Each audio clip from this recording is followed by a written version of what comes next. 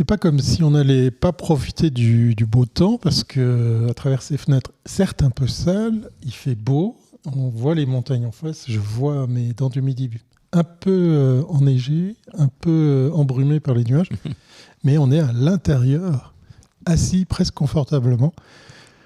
Salut Cyril, comment ça va? Salut Thierry.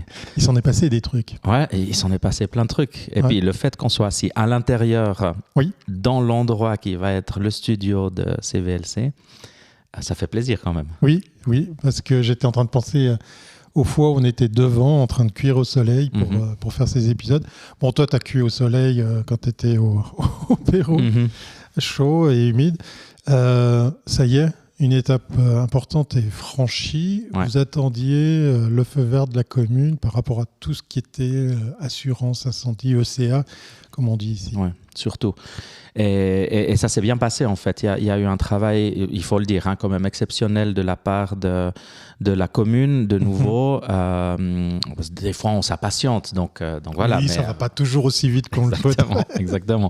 Mais la patience est une vertu, et autant la commune que l'ingénieur conseil et les architectes qui nous ont accompagnés sur le projet ont fait un très très bon travail pour convaincre les CA que finalement tout allait bien, parce qu'on parle quand même. Tout va bien, rassurez-vous. Rassurez-vous, exactement. Donc on n'est pas dans l'illégalité en venant ici se brancher au réseau électrique, se poser sur des canapés fraîchement prêtés par les anciens locataires. Tout est en règle. Tout est en règle. C'est quand même bien de rappeler, parce qu'on en a parlé souvent, mais c'est un bâtiment de 1838, donc c'est un bâtiment qui est assez vieux, avec des normes qui ne correspondent plus beaucoup aux normes actuelles, mais quand même avec des avantages, notamment des points de fuite en cas d'incendie qui nous permettent d'être vite dehors, une alarme anti-incendie moderne qui nous permet pour toutes les pièces d'ailleurs. Toutes les pièces, pour nos futurs hôtes, de savoir que s'il y a quoi que ce soit qui se passe, il y a une alarme qui est là, qui est directement reliée à l'ECA, aux pompiers, etc. Donc voilà, donc ça c'est très bien. Et puis cette étape cruciale est franchie, ce qui nous a permis d'obtenir de la part de la commune le permis de construire, même si on ne construit pas, on démonte, mais le permis de faire tous les travaux de rénovation qui sont nécessaires pour pouvoir lancer le coworking space, le chalet. Oui, en plus c'est un lieu qui a déjà accueilli un événement. Il y a un petit after movie, si vous n'avez pas encore pu voir la vidéo. Je t'ai pris en pleine action, en train de décrire justement le chalet, la partie qui avait brûlé, la partie qui a été refaite et tout. C'était très bien comme tu faisais l'article, donc tu connais le bâtiment par cœur. Cet événement, c'est super. Avant même que le chalet soit terminé, soit monté, puisqu'il faut encore beaucoup de choses, on va en reparler. Vous l'avez déjà prêté, loué pour un événement qui a suscité pas mal d'intérêt. Autant pour le sujet qui le concernait, autant, tu m'as dit, pour les curieuses et curieux qui voulaient voir tiens, ce chalet, à quoi il ressemble à l'intérieur, qu'est-ce qui va devenir. Tout à fait. C'était une super opportunité. C'est Isabelle qui nous a contactés, Isabelle de la Vie en Fleurs, qui chaque année organise ces séances de dédicaces avec des auteurs de polar suisses connus. Et elle nous a demandé il y a quelques mois, même plus que quelques mois, si par hasard on pouvait faire ça au chalet. Puis je lui dis oui, mais ça dépendait justement de tous ces mais qu'on a connus lors des derniers épisodes, et la signature, etc. Et puis finalement, les choses se sont très bien synchronisées, parce qu'elle a pu organiser son événement juste avant le début des travaux. Donc vraiment 2 jours avant. Ouais, il n'y avait pas de hasard. Plein de hasard. Puis c'était très bien, ils avaient un grand succès, il faisait relativement beau, pas comme aujourd'hui, mais ils se sont installés avec ces auteurs suisses, Woltenhauer. Je suis pas super... Alors, je suis incapable de te dire, je sais qu'il y avait une Lesnoud dans l'équipe, Audrey. Audrey. Et puis effectivement, les 2 comparses, tu as cité Woltenhauer et puis le deuxième, qui écrit aussi, où ils écrivent ensemble d'ailleurs. Il y avait pas mal de monde, que ce soit pour eux, mais comme tu l'avais dit hors micro, aussi pour celles et ceux qui voulaient savoir. Qu'est-ce que tu as pu entendre comme question, comme comme curiosité par rapport à ce qu'allait devenir le chalet? C'est revenu parce que quand même, la communication qu'on a faite depuis plusieurs mois, que ce soit avec toi, au travers des réseaux sociaux, à travers des apéros qu'on a organisés en début d'année, ça a vraiment éveillé la curiosité. On a eu quelques articles de presse, aussi dans le journal de l'Aisin, le Lesno. Donc, les gens veulent savoir où ça en est, veulent savoir combien ça va coûter pour pouvoir venir travailler ici. Ça, c'était une des questions. À quoi ça va ressembler aussi. À quoi ça va ressembler. Donc, on avait des vues 3D. Donc, c'était chouette de faire cette visite avec quelques-unes des personnes qui étaient présentes, qui étaient curieuses, qui sont venues pour l'événement, mais aussi effectivement pour voir ce que ça allait donner. Avec le crowdfunding qu'on va lancer tout bientôt, le mois prochain, au mois de novembre, au début du mois de novembre, il faut savoir ces packs, qu'est-ce qu'il y aura dans les packs, qu'est-ce que ça veut dire, etc. Donc, ce travail d'éducation qu'on commence à faire et puis que maintenant, enfin, on peut vraiment faire. Parce qu'avant, c'était un peu difficile. On avait... Ouais, tu étais dans l'attente, tu peux pas mettre la charrue avant les bœufs. Exact. Exact. On l'a beaucoup fait, mais pousser les bœufs, ça coûte. donc voilà, on continue à tirer la charrue. On nomme personne quand on parle des bœufs. Non, pas du tout. Il y avait pas mal d'images pour venir à cet événement, pas mal de représentations en 3D. Il y a la fameuse table de Nicolas, sur laquelle il continue à travailler. Ouais. Alors, pour la petite histoire, pour ceux et celles qui ont vu les images, attendez-vous à voir quelque chose de beaucoup plus imposant. On a pu voir quelques vidéos que vous avez partagées. Ouais. C'est véritablement une œuvre d'art. Ouais. Comment c'est perçu les gens qui découvrent justement ces images? On a pu voir que les pièces principales seront beaucoup plus claires, ça va être sablé, ça va être éclairci. C'est quoi les premiers inputs que tu as pu recueillir? Positif, forcément. Surtout que le lieu, pour beaucoup à l'Aisin, donc le chalet de l'Entraide comme lieu historique, enfin pas historique dans le sens où ce chalet de 1838, qui était une pension, qui est devenu ensuite l'endroit où le docteur Rollier a vraiment fait ses premières expériences, on va dire, sur l'héliothérapie. Mais plus récemment, le chalet de l'Entraide, qui était un lieu où les résidents de l'Aisin vivaient, a une histoire très forte pour les gens qui ont vécu à l'Aisin ces 20-30 dernières années. J'ai des souvenirs de venir ici dans le lieu où on est, qui est la bibliothèque, où on traversait tout le chalet de l'Entraide pour faire des ateliers d'avion. Il y avait une des personnes qui travaille ici maintenant que les travaux ont commencé avec la commune, Enzo, qui s'occupe, puis qui fait un travail incroyable pour le démontage et tout. Puis il disait, je me souviens là, dans la véranda, c'est là qu'on venait regarder la télévision parce que c'était le seul endroit où il y avait France 2 on chopait les chaînes françaises. Ouais, exactement. Alors donc il y a plein d'anecdotes incroyables que les gens ont ici, puis ils sont vraiment très contents que ce lieu reprenne vie. Un lieu de nouveau au centre de l'Aisin qui est très beau, et puis qu'on va transformer pour le rendre encore plus beau et puis faire revivre en fait ce lieu communautaire. Oui, on l'a dit, il s'est passé quasiment 5 ans avant qu'il soit à nouveau occupé. 5-6 ans, de 2018 si je ne me trompe pas, donc ça fait quasiment 6 ans maintenant. Donc c'est vrai, puis un lieu comme ça qui est quand même vieux, s'il est inoccupé, il se dépérit très vite. Donc voilà, on est en train de remettre ça en route. Tu parlais de Nicolas avant, qui est en train de sculpter cette table qui est faite avec les arbres qui ont été coupés le long de la route cantonale. À l'époque, ça avait fait un petit tollé. Et puis en même temps, petit moyen, ça. Voilà, j'étais pas là. Donc. Alors moi, T'en as entendu parler. J'ai beaucoup entendu parler. Et j'étais agréablement surpris à quel point ça concernait les Lesnous de voir cette route un petit peu défigurée. Le budget pour reconstruire cette route n'est pas passé dans les arbres qui ont été plantés à côté. Voilà, ça c'est mon avis à moi. Et ça a vraiment marqué. C'était comme quelque chose qui partait du décor, qui faisait partie de l'entrée dans l'Aisin. C'est fou. Et on va donc retrouver ce bois sur des tables. Sur une table, en tout cas, énorme, très longue. Une table énorme, une table. Dans la vidéo, on a mis une pièce monumentale, mais c'est énorme. C'est 5 mètres de long, donc une grande table de 5 mètres qui peut accueillir jusqu'à 12 personnes, si je ne me trompe pas.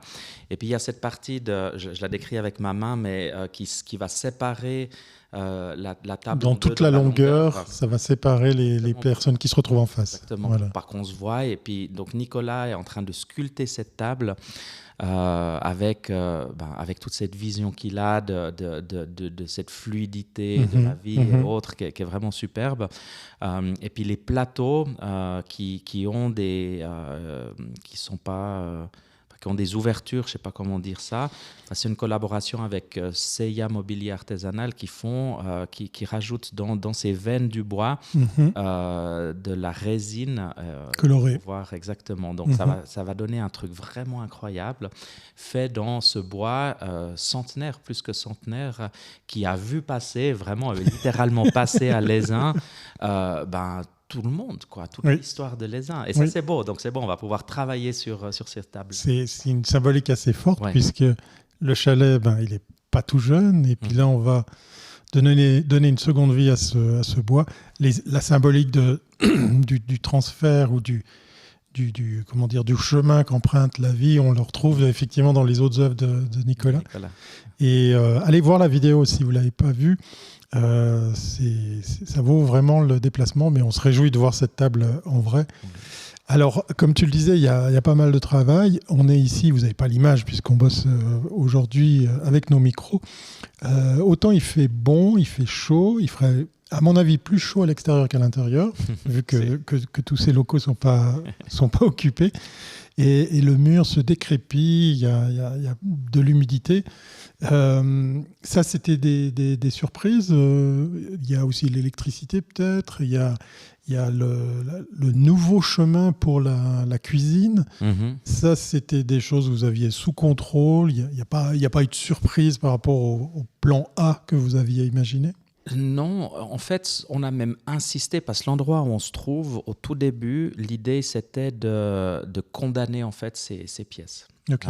Et puis donc, avec les conversations qu'on a eues ensemble, Thierry, les conversations qu'on a eues avec Nicolas, on a quand même vu l'opportunité de pouvoir valoriser ces endroits. Ça aurait été dommage de mettre des planches de bois avec des clous dedans puis de dire personne ne peut entrer là.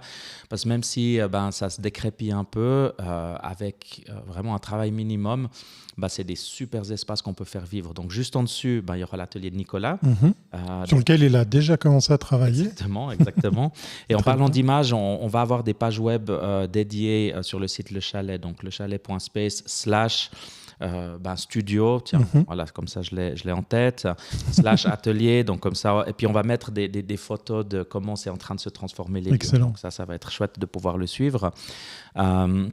Et donc, pas de surprise, plutôt des surprises positives où on a été vraiment appuyé par la commune. On a dû les convaincre. On ne va pas utiliser ces lieux, puis avec les CA, puis machin, etc. Puis finalement, grâce au travail coordonné de tous, on a réussi à faire quelque chose de très positif. Donc, la cuisine, comme tu l'as mentionné, elle va être transformée. Donc, c'est une grande pièce. C'était une cuisine industrielle, professionnelle. Il y a du matos. Voilà, il y a vraiment du matos. C'est tout, donc on va tout virer, on va faire des nouveaux sanitaires et puis on va garder une partie qui va être plus une kitchenette, mais quand même tout équipé pour avoir des services traiteurs. Et le fameux passe-plat, le fameux passe-plat, c'est quelque chose d'important. Donc on a détruit les murs. D'un côté, les murs, c'était des murs en briques, donc ça allait. De l'autre côté, c'était des murs. On a même retrouvé la pierre d'Unspunnen qui était cachée dans un truc, parce que c'était, je te jure, des murs de pierre de taille. Donc, tu vas faire plaisir à certains Jurassiens.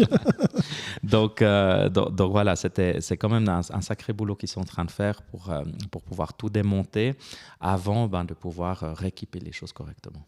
On a attendu, vous avez attendu cette fameuse signature, ça y est, maintenant les choses peuvent se faire, c'est-à-dire la validation des travaux. Alors tu l'as parlé, effectivement, la cuisine, les sanitaires, on a cette grande pièce, je me réjouis de la voir vraiment plus claire parce qu'il faut imaginer des couches et des couches de vernis très très foncés.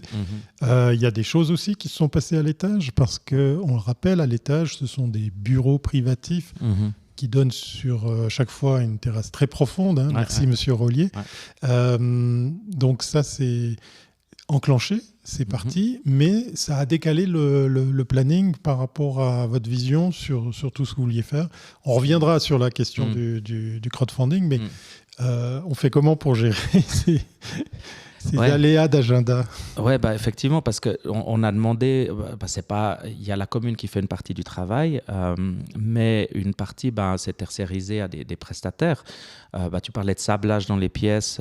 C'est assez conséquent à organiser. On travaille avec des artisans locaux, donc c'est toutes des entreprises de l'Aisin qui vont faire ce travail.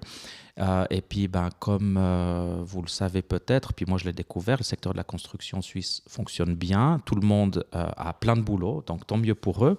Mais c'est vrai qu'entre les devis qu'on avait demandés en mois de mai, juin, puis maintenant qu'on a dit c'est bon, on y va les gars, et puis il se dit mais attends, on a du boulot, donc voilà, donc on est en train de faire des efforts, de mettre, tout le monde faire des efforts, de mettre à jour les devis pour que on entre dans l'enveloppe du préavis. Mais en même temps, la réalité de programmer le travail.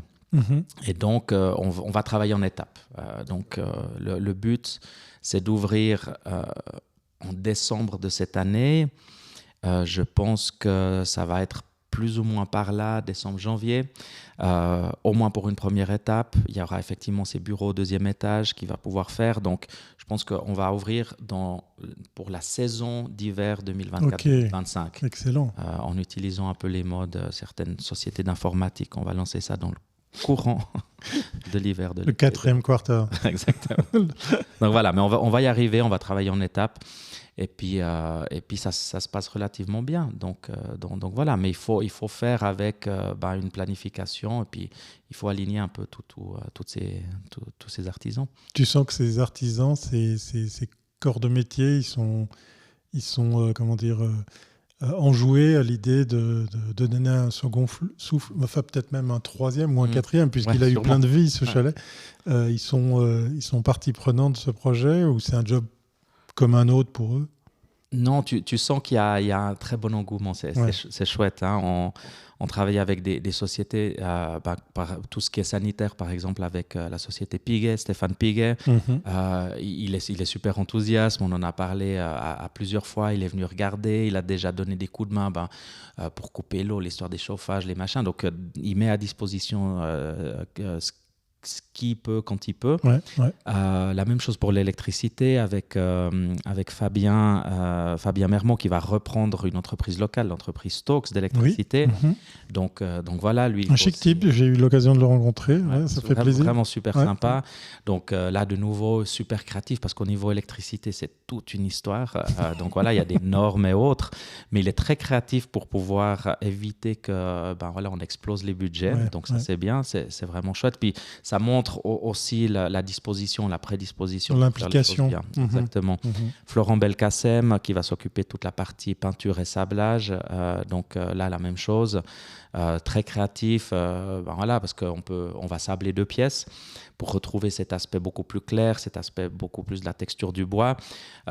Mais aussi, il disait, là, on ne va pas le faire parce que de toute façon, ça va être recouvert d'isolation et tout. Donc voilà. Et on est accompagné. Puis c'est un peu la séance dédicace maintenant. Oui, il faut y aller parce que c'est important parce que c'est tous des gens qui viennent, qui nous accompagnent. Et pour l'instant, ils ont travaillé en nous accompagnant. Ils n'ont pas demandé un sou. Ils nous font part de leurs conseils. Et on a travaillé avec 2 architectes. Le premier Jacques Richter et puis l'autre Pierre Jutsi, donc l'un fondateur d'un bureau d'architectes connu à Lausanne, Richter et Dalrocha, l'autre fondateur de Bâti Plus. Et eux, ils nous accompagnent depuis le début du projet pour faire les plans, pour faire les vues 3D. Ils font un travail incroyable et puis ça fait plaisir parce que c'est ça qui donne vie au projet, toujours de manière virtuelle, mais on peut le montrer. J'étais impressionné par les images 3D, hein. C'est pas une séquence passage de pommade, mais je pense que les gens qui sont venus à ce fameux event ont apprécié de pouvoir se projeter dans ce à quoi ça va ressembler parce que on est très proche de la réalité par rapport au rendu. L'éclaircissement du bois, là, je pense que ces 2 pièces vont gagner en beauté, ça va être top. Non, ça fait plaisir de le voir comme ça. Puis ça nous guide aussi dans les travaux. Puis il y a tout le travail d'itération aussi. parce que le résultat qu'on a vu, c'était pas le premier jet. C'était OK, on veut faire les choses comme ça. Ils sont venus sur place, on a pris des photos, des échanges, on a modifié, refait et tout. C'est chouette de voir qu'on peut travailler de cette façon. Donc il y a vraiment un engouement de la part de toutes ces sociétés locales, plus de ces supports qu'on a à travers de Jacques et Pierre, qui nous permettent de nous projeter. Et puis aussi de projeter nos futurs clients dans ce qui va être le chalet pour, quand on va lancer le crowdfunding, qu'il y ait aussi cet attachement émotionnel qu'on a réussi à créer chez tout le monde. Mm-hmm. Alors, on est encore juste les deux à enregistrer ces épisodes parce que Christophe est en train de bourlinguer. Ouais. On rappelle, il y a Christophe, il y a Elliot, mais il y a surtout toi. Uh-huh. Vous allez bientôt vous retrouver tous les trois à avoir les mains dans le cambouis et à lâcher le mot crowdfunding parce qu'il faut de l'argent. Ouais. Il faut effectivement compléter le budget. Peut-être rappeler en quoi consiste le crowdfunding, puisque là, on va enfin pouvoir s'approcher d'une date définitive pour expliquer effectivement ceux qui nous écoutent comment ils peuvent contribuer à l'évolution du chalet. Ouais. Alors, en français, financement participatif, oui, bien. C'est important. C'est bien. Un coworking, c'est espace de travail partagé. La langue de Molière. Voilà, il faut quand même dire les choses comme elles sont. Mais finalement, le mot est très bon, financement participatif, dans le sens où on va demander que ce soit à des futurs clients de participer au financement d'une partie de l'équipement du chalet. Donc, c'est toute la partie mobilier. Donc, on va équiper ça avec du mobilier top.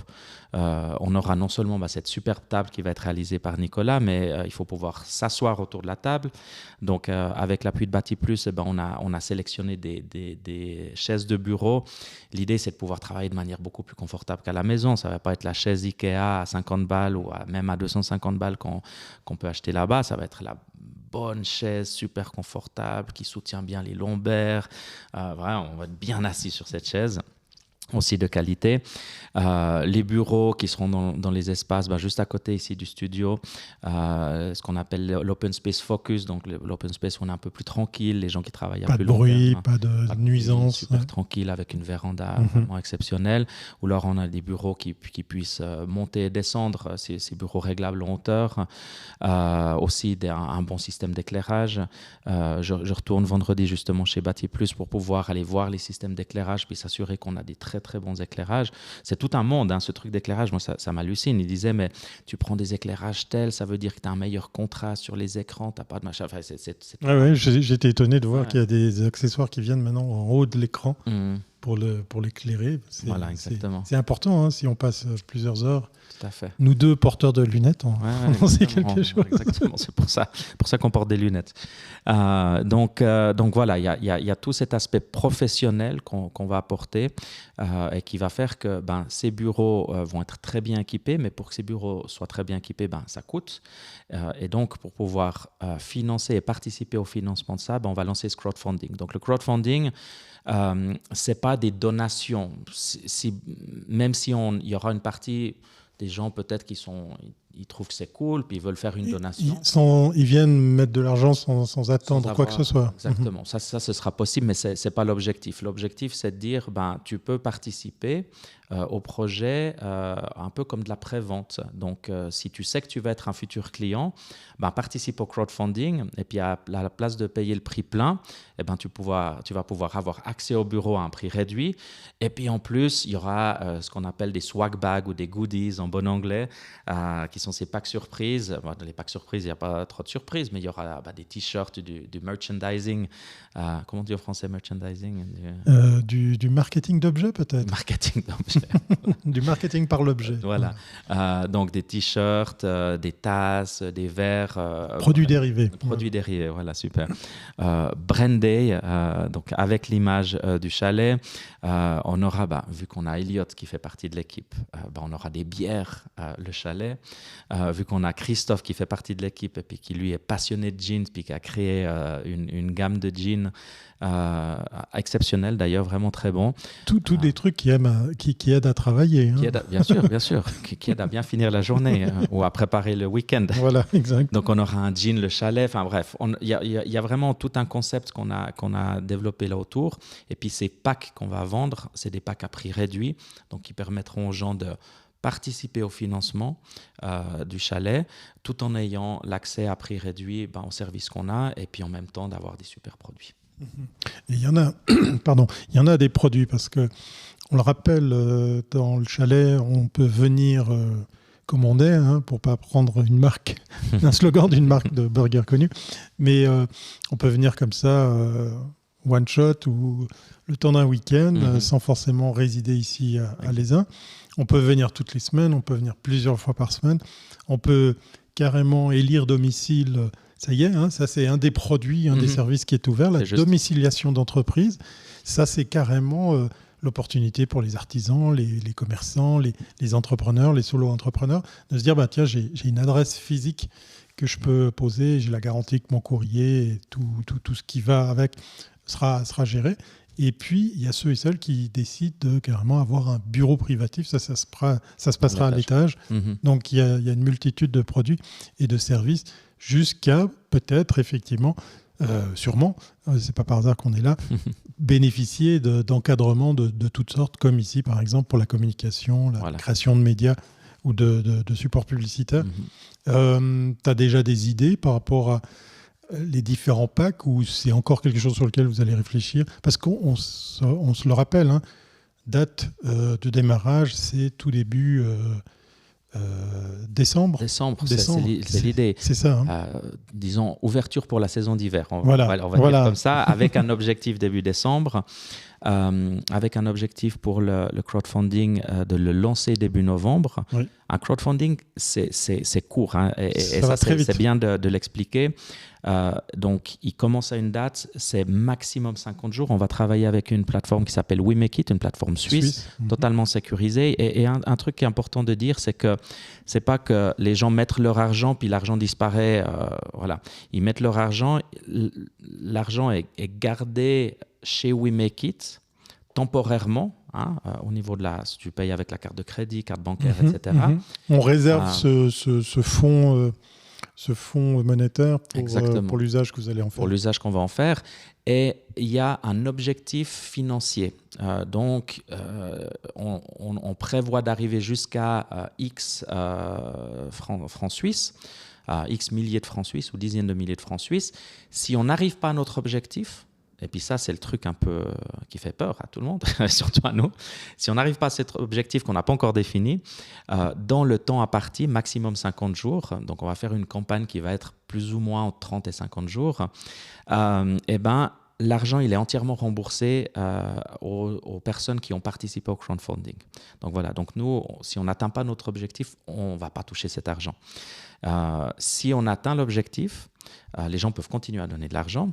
Donc même si on passe notre objectif, vous le dépassez. Si on le dépasse, à la fin de la campagne, on touche l'argent, et ça, c'est ça qui va nous permettre de pouvoir faire les commandes de mobilier, faire les commandes de tout le matériel qui est nécessaire, principalement mobilier, pour pouvoir équiper les lieux. Voilà. Voilà, c'est les joies du direct. C'est parce que je devais boire un coup.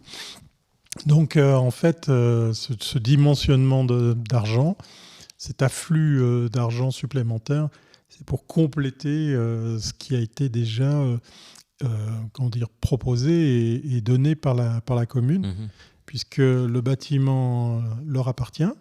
Voilà. Et tu le disais hors micro, comme on en a un petit peu parlé, les travaux, certaines installations, des luminaires fixes, enfin tout ce qui est mobilier va un petit peu comme ça, immobilier.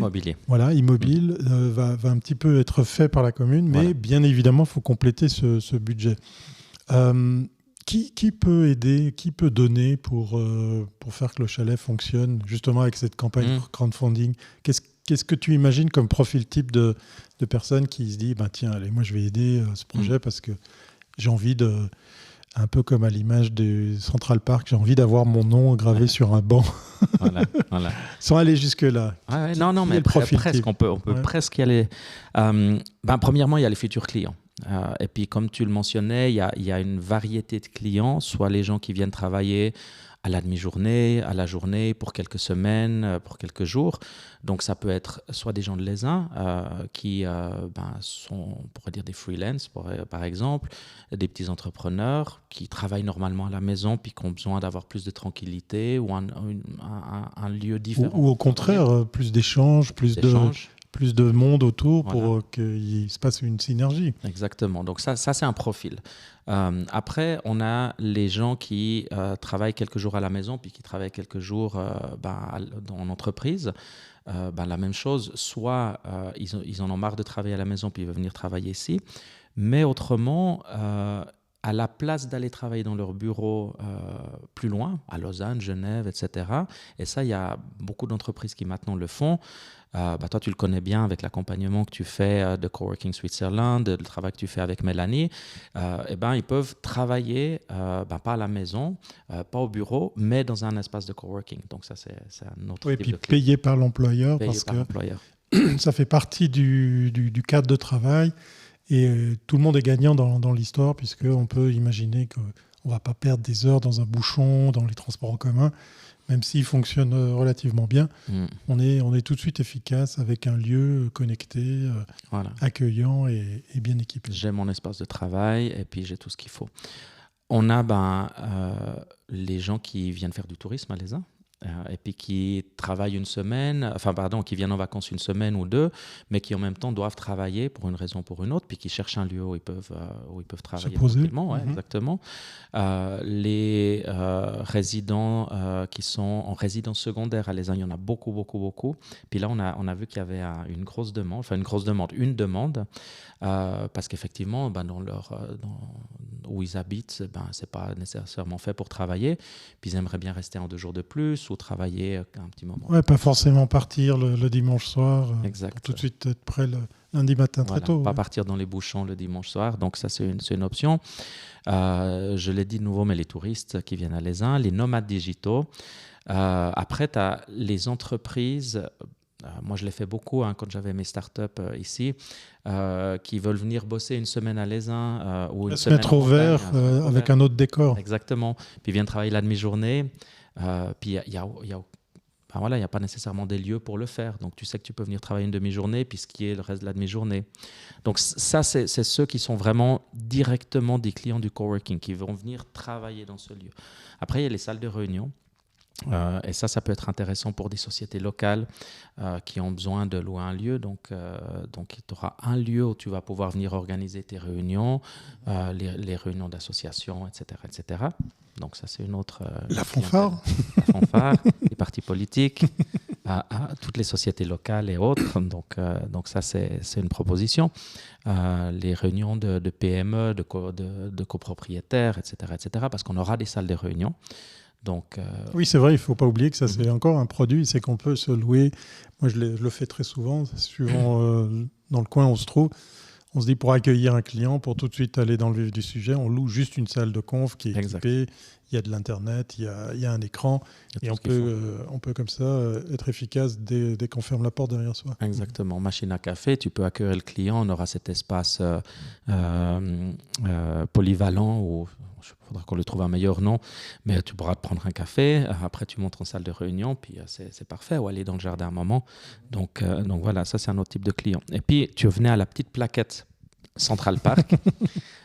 Effectivement, on aura ces packs, qu'on appelle ces packs artistiques, où là l'idée c'est de sponsoriser cette impressionnante table qu'est en train de faire Nicolas, parce qu'effectivement elle a un coût.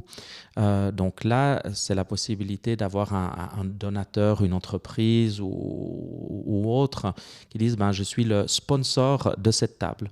On va aussi travailler avec un autre artiste local qui fait c'est Brûlures sur bois, Antoine Guignard, qui fait un travail aussi incroyable. Et l'idée, c'est qu'il puisse faire une œuvre sur la façade du chalet qui sera aussi sponsorisée. Et dans le pack, ça inclura le fait d'avoir la plaquette, justement, mais aussi Alors, je perds le mot, on ne dit pas l'inauguration, comme on dit quand on fait quelque chose d'une œuvre d'art ou d'une... On fait une... Ça nous reviendra. Voilà. Oui, tout à fait. Voilà, exactement. Un vernissage. Un vernissage. Donc, le vernissage de l'œuvre avec peut-être les collaborateurs de l'entreprise, avec le service traiteur, tout ce qu'il faut. Et puis, c'est un beau moment à partager. Puis, d'avoir dans un lieu exceptionnel comme ça, que l'entreprise ait sponsorisé ces œuvres d'art uniques. Je crois que c'est une bonne opportunité. Donc ça fait aussi partie des packs. Ça veut dire que tu as une petite idée de voir peut-être des mécènes ou des personnalités connues, ou pas forcément visibles, qui viendraient comme ça soutenir le projet du chalet sans forcément être des usagers et des clients, parce que ça fait bouger les uns. Parce que dans l'absolu, ce qu'il faut retenir, c'est que ça se passe ici. Ça se passe ici, exactement. Exactement. Et donc, c'est vrai que l'idée, c'est... pas faire des donations puis dire je trouve le projet génial et puis je vais donner quelque chose, mais je trouve le projet génial et puis je vais concrètement donner quelque chose, mais aussi obtenir en échange la possibilité de montrer qu'on a vraiment sponsorisé ce produit. Donc, et on n'oublie pas, pour ceux qui nous écoutent, que vous pouvez défalquer tout ça à vos impôts quand vous faites un don. Voilà. Ah oui, c'est vrai. Mais oui, très bien pensé. Il n'y a pas de petites économies. En plus, on est une association à but non lucratif, donc c'est tout à fait possible. Première structure qui va accompagner le chalet. Donc le crowdfunding, on va dire que le plan A il va fonctionner. On n'a pas volontairement cité de chiffres ici parce que vous devez encore travailler dessus. Il y a encore des devis à revoir, ce genre de choses. Mais concrètement, ce démarrage pour accueillir cette saison d'hiver, pour le quarter numéro 4, c'est quelque chose qui est posé sur les rails. C'est sûr. Ouais, c'est sûr. Ouais. Et on a le crowdfunding qui nous permet d'avoir en grande partie le capital, parce que c'est finalement ça pour équiper. On a aussi des sponsors, on est en train de négocier avec des sponsors. Il y a aussi ces bureaux fermés qui seront là, donc c'est de la prévente directe. Donc on a vraiment un travail complet qu'on est en train de faire pour s'assurer que quand on lance les choses, elles sont lancées, même si ce sera en étapes. On ne va pas tout ouvrir en une seule fois. La réalité fait que c'est juste pas possible. Oui, ça prend un rythme. Voilà, ça doit prendre son rythme, mais ça nous permettra de nous mettre dans le rythme et puis de commencer à lancer les choses. Donc voilà. On revient pour conclure cet épisode sur les travaux. Toi, tu es quasiment tous les jours ici, en tout cas. Il me semble que je te vois souvent. Je vois ton vélo parqué, en tout cas, devant. Ça doit faire plaisir de voir que ça prend fin vie. Ouais. Parce qu'on le rappelle, c'est pas un projet que vous avez sorti du chapeau il y a 2 semaines. Non, ça fait 2 ans qu'on travaille dessus, à peu près, presque 2 ans, au mois d'avril, février, mars-avril de l'année prochaine, ça va faire 2 ans exactement. Donc ça fait longtemps qu'on y travaille. C'est vrai que depuis que je suis revenu à l'Aisin, depuis le Pérou au mois de mai, puis que j'ai mis les pieds de nouveau dans le chalet, commencé à faire des visites, à chaque fois que je revenais, je me disais, mais c'est incroyable la quantité de boulot qu'il y a. Enfin, c'est vrai que comment on va y arriver? Puis là que ça a commencé maintenant, et puis avec les équipes de la commune qui ont fait un travail incroyable ces dernières semaines, là ça fait 2 semaines que ça a commencé exactement. Ils ont déjà vachement bien avancé. Oui, donc, moi je vois la différence. Chaque fois que je viens, je remarque un truc nouveau. Donc ça fait plaisir. Ouais, ça fait vraiment plaisir. On voit que ça avance bien, qu'on va y arriver. Et puis en même temps, c'est quand même un sacré chantier. Et ça prend du temps, donc ça c'est vrai. Si tu devais faire l'article de pourquoi il faut venir au chalet, qu'est-ce que tu dirais? C'est l'occasion de travailler dans un lieu exceptionnel vraiment à tout plein de sens. Premièrement, parce que la vue est fantastique, le lieu est exceptionnel par son histoire. Ce sera agréable de venir travailler ici. Je pense que le but et la connaissance qu'on a en tant que, comme équipe avec Christophe et Elliott, de consommateurs de coworking space, l'expérience que j'ai eue d'accompagner des coworking space beaucoup plus grands au Pérou, vraiment des grosses. Et comme tu le disais, il y en a beaucoup en plus. Il y en a énormément. La concurrence est réelle. Est réelle. Donc de développer un produit et puis de savoir ce que les gens attendent.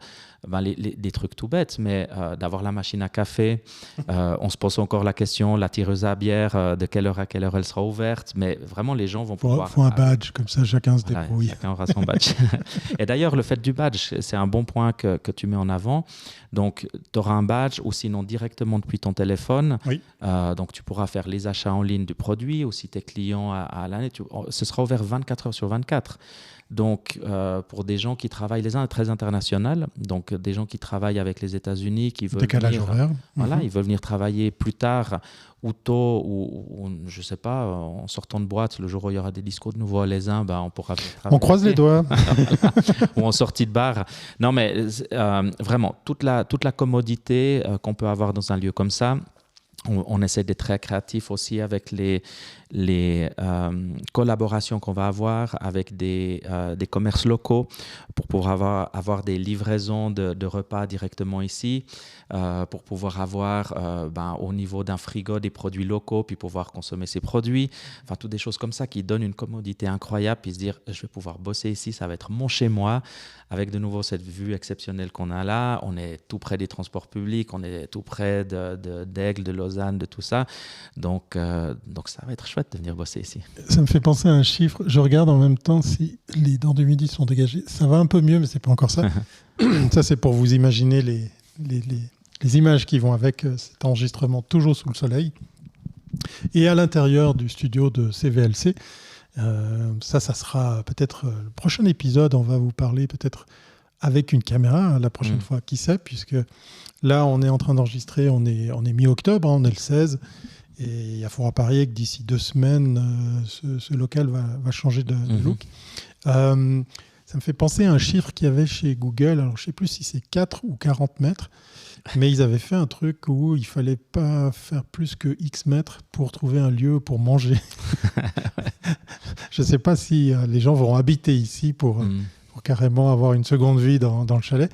Il y a encore un type de public qui va, à mon avis, être très intéressé. On en avait déjà parlé dans d'autres épisodes, mais là, ça prend forme pour que tu puisses concerner ce type de public. C'est les étudiants. Parce que même si les écoles qui nous entourent ont des très beaux locaux, des infrastructures vraiment bien faites, le fait de sortir, le fait de changer d'air, et on le rappelle, le coworking, c'est le seul endroit où tu peux côtoyer quelqu'un d'autre et parler du travail sans que ça soit ton collègue. Parce que tu peux être attablé avec quelqu'un qui n'est pas du tout dans la même structure que toi. Ça, c'est quelque chose, tu sens qu'il y a du potentiel. Enfin, moi, j'en suis persuadé, mais de pouvoir jouer aussi la carte de l'international, puisqu'on a, je crois, plus d'une centaine de nationalités ici à Lausanne. Ouais. Alors, beaucoup de nationalités. Je ne sais plus la quantité d'étudiants, mais quasi 1000 étudiants. C'est un millier, oui. Moi, je suis resté sur ce chiffre-là. Et vraiment, qui vont adolescents au préadolescents jusqu'à des âges, donc des gens qui sont vraiment en études supérieures.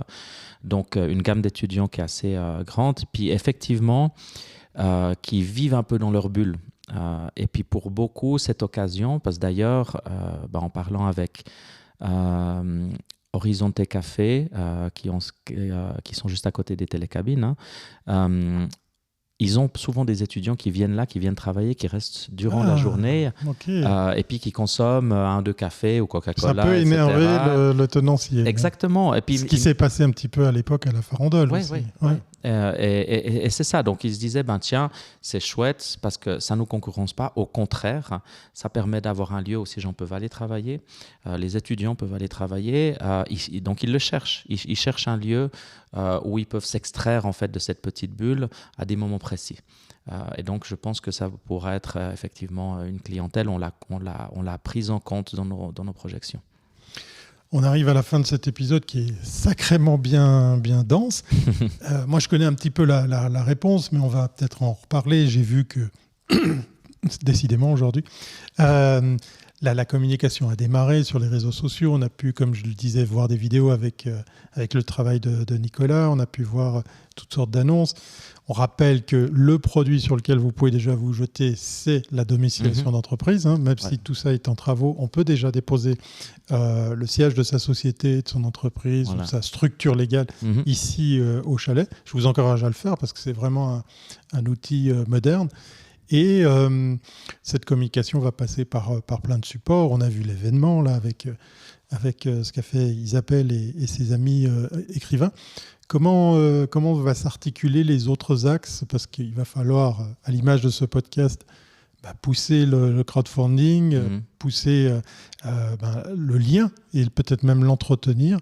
Est-ce qu'on ose dévoiler déjà quelques pistes ou les grandes lignes de la stratégie de communication que vous avez déjà imaginée? Alors, les réseaux sociaux, c'est un peu le point logique. Maintenant, n'importe quelle société communique beaucoup sur les réseaux sociaux, mais pas que. Et je crois que une des choses qu'on a déjà commencé à faire, qu'on a fait avec l'événement d'Isabelle, on a vu l'intérêt, c'est de continuer à faire des journées portes ouvertes ou visites de chantier. De l'événementiel. Voilà, de l'événementiel physique, donc où les gens vont pouvoir venir ici, découvrir les lieux complets. Donc on va organiser ces visites, ça c'est une des choses qu'on va faire. Continuer à organiser des apéros, donc faire des... Je crois que c'est finalement un coworking space, c'est pas un lieu virtuel, c'est un lieu réel. Ouais, puis comme on le dit, c'est pas de l'immobilier. C'est pas juste louer des surfaces. Exactement.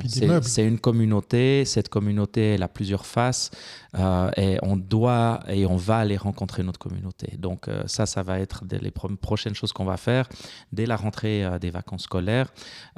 Organiser ces rencontres avec nos futurs clients, avec les communautés de l'ESIN qui vont venir ici.